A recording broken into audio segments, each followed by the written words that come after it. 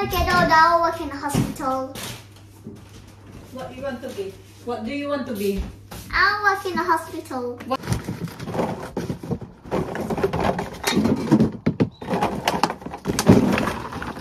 Na mag-ano siya, yung binawi niya kung magkano yung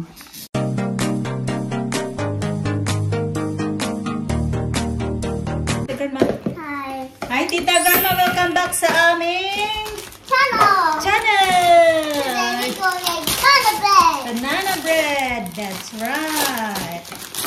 Who loves banana bread? Oh. Me. Whose favorite banana bread? Me. Oh. That's Mom, give nice. me a spoon for me. Okay, I get a spoon for you. Hard work. Is it hard work? It's not easy. It's not easy to make banana bread. It's not easy. Oh, it's bright. It's not easy become a baker. Yeah. If you wanna be a baker, it's not easy. It's so hard work. I smell it. It smells like chocolate. It smells like chocolate. It smells like hot chocolate. Hot chocolate? Yeah. Is it Like banana same sauce. brown? Baby eat this like smush. Yeah, for babies, yes. It's You for smash it for baby. baby. Because the baby That is was- too young. It's too fit. Baby too young to bite it. Or you get choked. Yes, that's right. How about you eat applesauce? Eat the applesauce. Apple sauce as well, yeah. Yes. I got pizza ready as well. I got the pizza ready.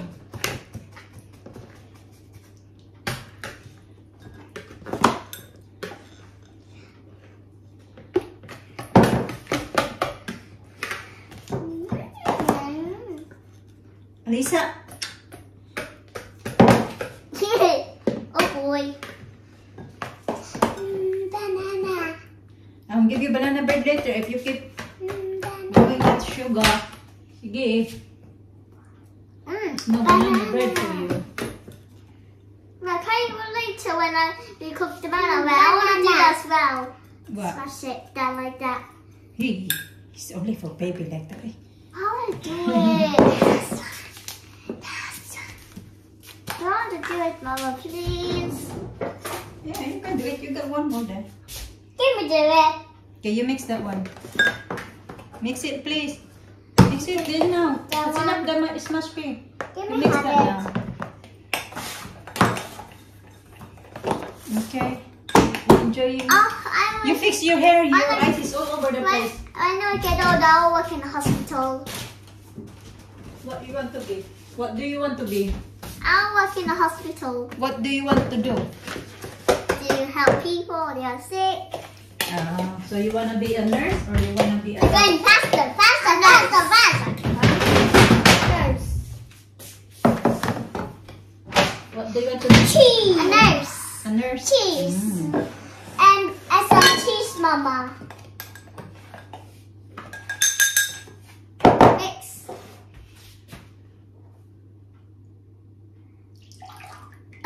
Oh, not enough butter. I don't know why we never did like this. We never do like that before that you're playing with the flour like that. You didn't see me like playing with food. We told you that before. It's not good playing with food. Kept telling you that. Me and Daddy. Yeah, what are you doing? You wiping your face. Yeah, playing with food. Oopsie. Oh, here, tissue.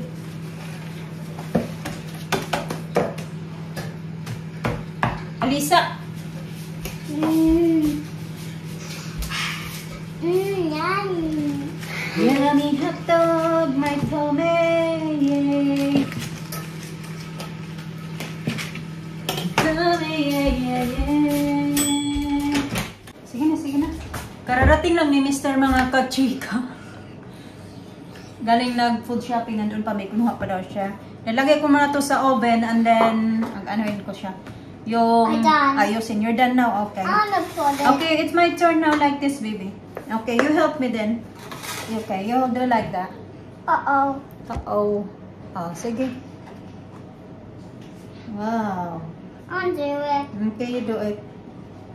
Oh, no, it's gonna be all over the place. Then like that. I hold your hands and we do together. Yeah?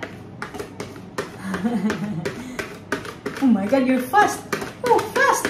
Fast. Faster, faster, faster, faster, faster. Oh, what is that? Daddy, you got non-stop. Yeah, gala. Ayaw, please. Give me hold it.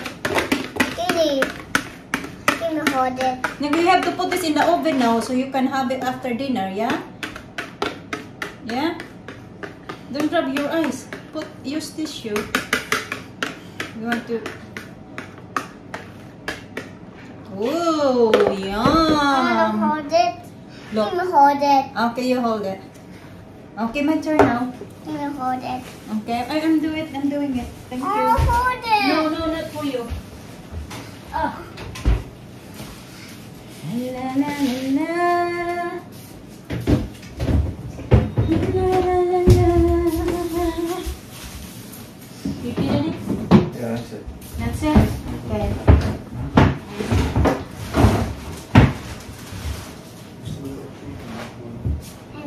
Hindi ka na. Yeah, thank you.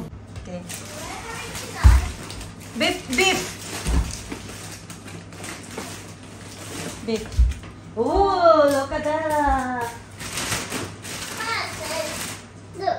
Wow. Raspberry jelly. Look at me. And you got this one as well. They got a lot of treats for you here.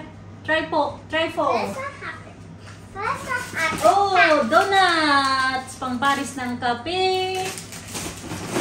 Rasahin natin ito mga kachika. Kung ano yung mga pinagbibili niya. Let's have a look.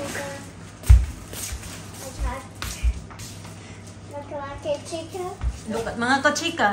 Show si kachika. Look at mga kachika. Oh, what's that? What do you call that one? That's nice sauce. It's also, it's cauliflower. That's a cauliflower. Cauliflower. Whoa, it's very big, no? It's big. It's very soft, son? Yeah. Wow. Mama, how buy that? Daddy buy it from Sainsbury's. Wow, look at this is big cauliflower. Okay, you help me then.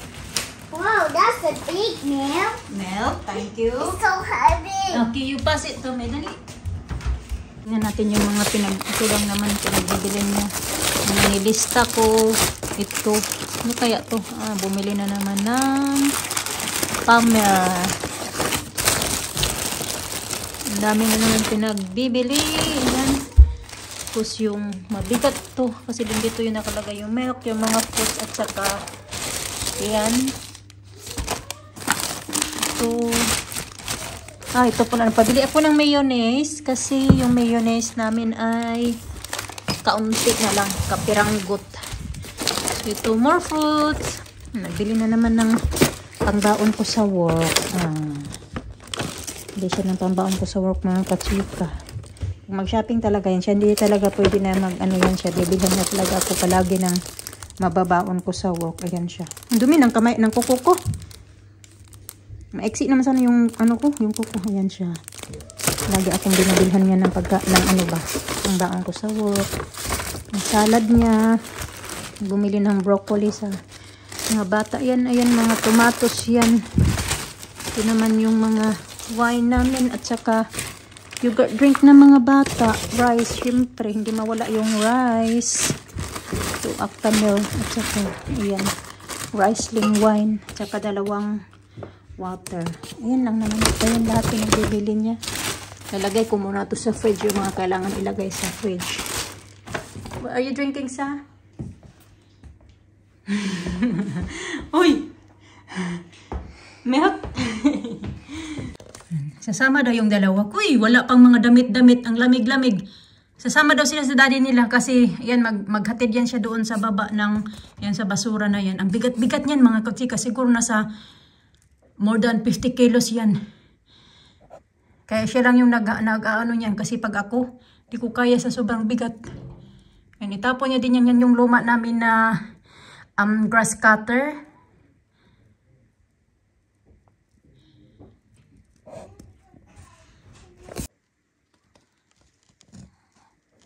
Sinutan ko yung dalawa ng mga jacket kaya ang lamig-lamig.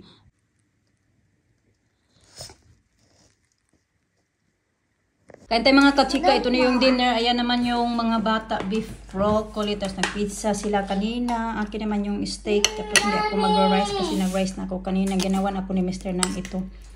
Ayan yung request ko. Yan naman kay Mr. Food. Kain! Alisa, kumakain na ng kanyang trifle. Kasi, tapos na siya nag-dinner eh. Hindi niya lang kinain yung rice niya, pero kumain siya ng beef at saka broccoli. Si Alina din patapos na. Good girl, Alina. Eat a lot. Very good. She did? That's my next one. That's my last one. Salad is good. Labas muna ako mga kachika kay lalabas ko yung mga recycle. Alas 8 na pala ng gabi. Ayan, ako na yung maglalabas ng recycle namin. Ganito pa yung itsura ng alas 8. Hindi nga din maaraw today. O tonight. O today pala. Ganun.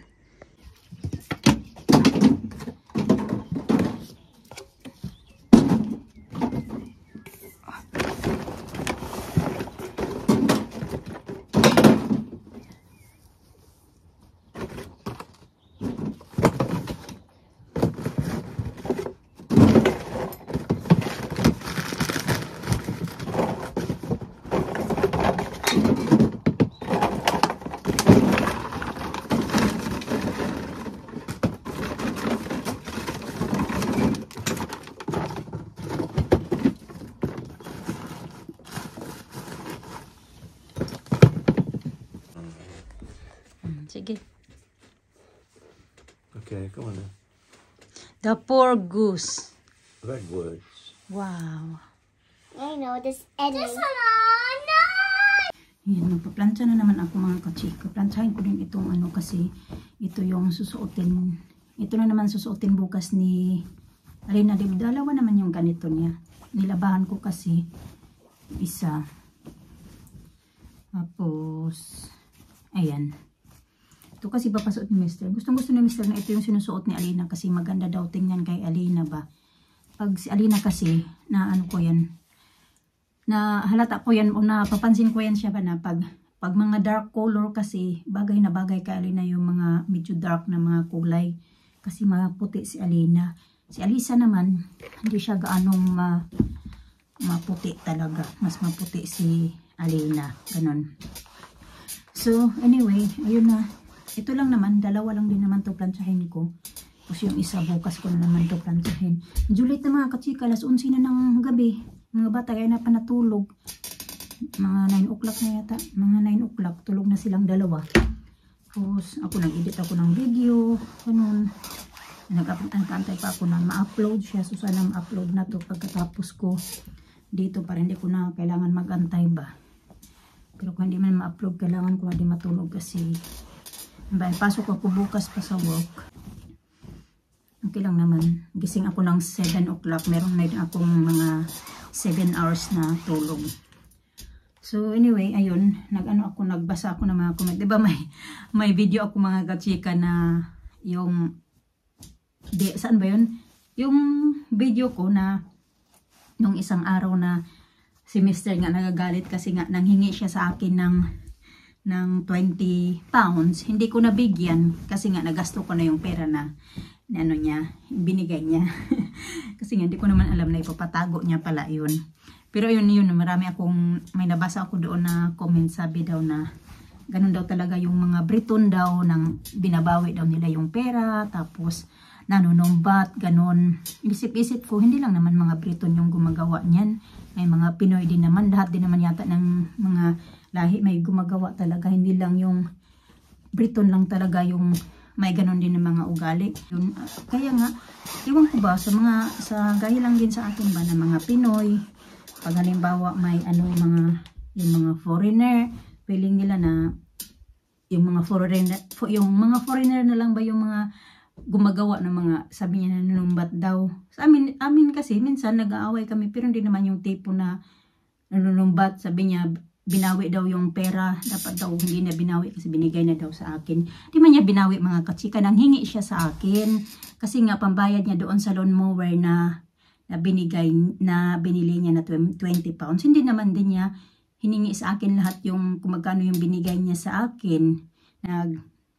Siya, tapos doon siya nagalit kasi nga wala na akong naibigay kasi ayaw niya na dumaan pa siya doon magkuha ng pera sa cash machine dahil nga medyo late na yon, di ba? Natulog pa ako, pinatulog niya ako, galing ako sa trabaho.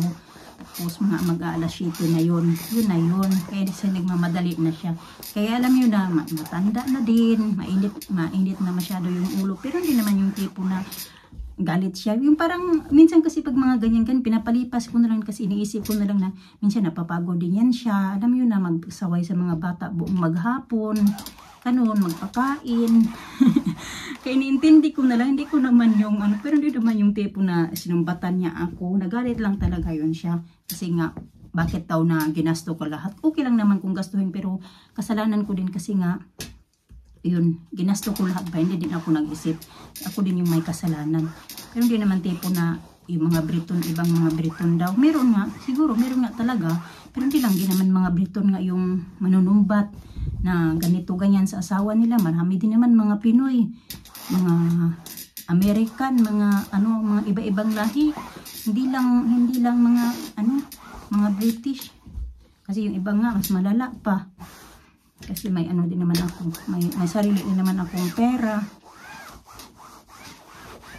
Lang naman, nagkataon lang talaga na naubos ko yung cash. Mister, may pera din naman siya sa account niya. Ayaw niya lang magpunta din sa kasi daw, malilate na daw siya sabi niya doon kung anong oras niya pipick upin yung lawnmower. Kaya nagmadali siya. Pero hindi naman yung tipo na siya, yung binawi niya kung magkano yung hiningi niya kasi binigay niya na, tapos babawiin niya ba? Hindi naman niya binabawi yan.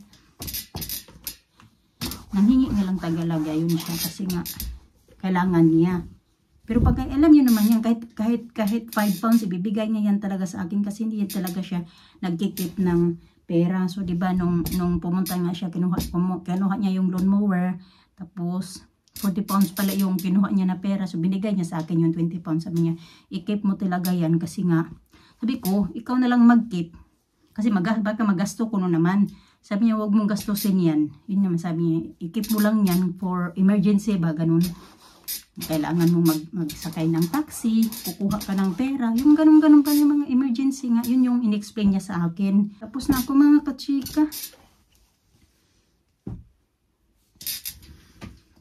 Kasi ngayon okay, wala na naman din kaming gaanong din talaga pagdating sa kasi may trabaho na ako, nakakatulong na ako kay Mr. sa mga, which is yun din talaga yung gusto ko. Kasi nga, kaya nga nag-YouTube ako kasi yun din yung reason na nag-YouTube din talaga ako kasi di ba dati wala pa talaga akong trabaho, yung umaasa lang lahat kay Mr. Asa ko, minsan nangihingi pa ako ng pampadala ko doon sa Pinas, yung ganun ba lahat pa asa, pati pang skincare ko, hinaasa ko pa sa kanya lahat.